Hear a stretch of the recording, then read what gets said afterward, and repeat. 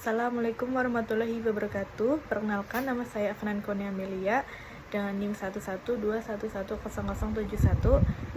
Saya di sini akan memaparkan tentang ruang lingkup manajemen strategi untuk memenuhi tugas manajemen strategi. Adapun pengertian dari manajemen strategi itu sendiri yaitu rangkaian tindakan dan keputusan mendasar yang dibuat oleh manajemen puncak untuk diaplikasikan oleh seluruh anggota dalam sebuah organisasi dengan tujuan untuk mencapai visi dan misi suatu perusahaan. Baik manajemen tertinggi, tingkatan manajemen lain, serta bagian operasional mempunyai peranan dan tugasnya masing-masing dalam menjalankan strategi manajemennya. Perusahaan juga wajib berpartisipasi dalam menyusun, mengontrol, dan menjalankan keputusan yang sudah disepakati. Dengan begitu tujuan yang akan diraih itu bisa tercapai gitu. Inti dari manajemen strategi yaitu mengidentifikasi tujuan organisasinya, sumber dayanya, dan bagaimana sumber daya yang ada itu dapat digunakan secara efektif untuk memenuhi tujuan strategi. Adapun tujuannya yang pertama, memberi arahan jangka panjang dan dari tujuan yang bakal dicapai perusahaan. Yang kedua, membantu perusahaan untuk beradaptasi. Dan yang ketiga, menjadikan kinerja perusahaan lebih efektif dan efisien.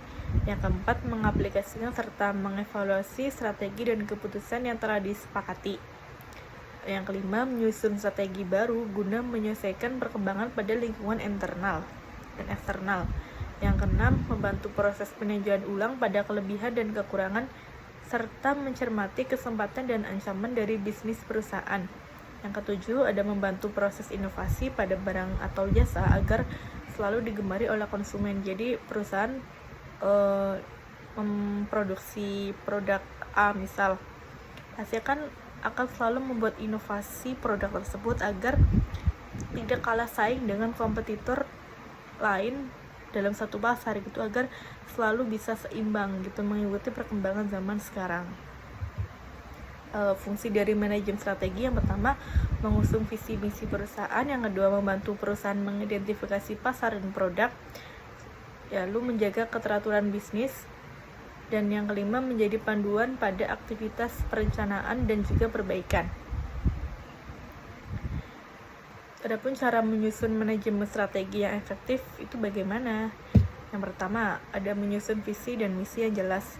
Visi misi itu merupakan tolak ukur perusahaan dalam mencapai tujuannya. Maka dari itu visi dan misinya itu harus dibuat dengan jelas agar dapat ditindaklanjuti dengan aksi yang tepat. Dengan fokus pada bisnis yang detail, kinerja perusahaan dapat menghasilkan profit seperti yang diinginkan oleh perusahaan itu. Dan yang kedua itu membuat perumusan strategi. Rumusan strategi yang dimaksud itu dengan menganalisis SWOT. Mungkin kalian sudah dengar SWOT itu udah gak asing ya.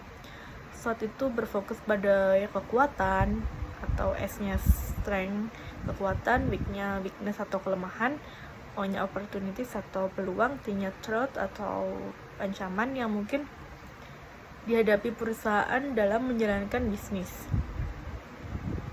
Lalu selanjutnya yang ketiga, menerapkan strategi.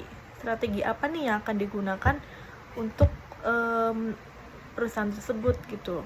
Adapun cara yang dilakukan untuk menerapkan strateginya seperti memperbaiki sistem kerjanya itu bagaimana, terus struktur organisasinya, terus merekrut sumber daya yang berkualitas, mengawasi kinerja manajemen hingga meningkatkan keberanian dalam mengambil keputusan. Tapi biasanya mengambil keputusan itu harus memiliki keberanian, dan biasanya dilakukan oleh kelas atau tingkatan atas seperti leader, profesor, manajer, dan lain-lain. Adapun tingkatan bawah itu jarang yang suaranya itu didengar gitu. Kayak mungkin kebanyakan kalau mengambil keputusan itu yang tingkatan atas gitu. Terus juga penerapannya mungkin membutuhkan waktu yang lama. Tapi dengan seperti itu pasti strategi yang berkelanjutan bisa terlihat hasilnya gitu, dengan menerapkan strategi yang bagus. Dan selanjutnya ada mengevaluasi strategi. evaluasi ini juga diperlukan dilakukan itu secara berkala untuk meninjau kinerja perusahaan dalam periode tertentu. Evaluasi itu juga memiliki potensi kegagalan. Maka dari itu, sebelum adanya kegagalan yang besar itu harus segera ditindaklanjuti dengan strategi yang baru atau diganti dengan strategi yang lain agar kegagalan itu tidak bisa tercapai atau tidak sampai terrealisasi gitu. Selanjutnya ada proses manajemen strategi. Yang pertama tahap perumusan strategi. Perumusan itu di strategi yang diputuskan harus diperhitungkan secara matang agar dapat memberikan keuntungan terbesar bagi perusahaan. Dengan kegiatan yang mulai dari pengembangan misi bisnis, memahami peluang dan ancaman eksternal, menetapkan kekuatan dan kelemahan, serta menetapkan rencana objektif jangka panjang. Selanjutnya mengimplementasikan strategi. Merumuskan untuk merubah strategi yang ditetapkan menjadi suatu tindakan. Jadi strateginya itu dijalankan gitu, ditindaklanjuti. Kegiatan ini meliputi kebijakan objektif tahunan, pengalokasian sumber daya, dan memobilisasi pelaku organisasi. Selanjutnya dengan mengevaluasi strategi, kita harus mengevaluasi dan harus berpedoman pada keterpaduan intuisi dan analisis dengan penyelesaian diri secara efektif terhadap perubahan-perubahan lingkungan eksternal dan internal. Oleh karena itu, kegiatan merumuskan, mengimplementasikan, mengevaluasi harus bersifat dinamis atau dilakukan itu secara berkala atau terus berlanjut gitu.